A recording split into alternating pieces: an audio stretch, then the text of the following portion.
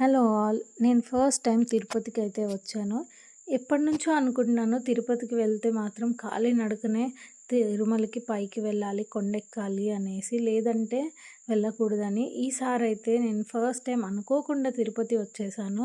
ఇంకా తిరుమలకి వెళ్ళాలంటే నడక మార్గానే వెళ్దామనేసి నేనైతే శ్రీవారి మెట్టు నడక మార్గం ద్వారా తిరుమలకి అయితే వెళ్తున్నాను. ఆ వెంకటేశ్వర స్వామికి కొబ్బరికాయ కొట్టి నడక మార్గంలో స్టార్ట్ అయితే అవుతున్నానమాట. నా ప్రయాణంలో ఏ అడ్డంకులు ఆటంకులు రావద్దని ఆ వెంకటేశ్వరునికి మొక్కుకొని నా ప్రయాణం అయితే శ్రీవారి మెట్టు మార్గాన స్టార్ట్ చేశాను.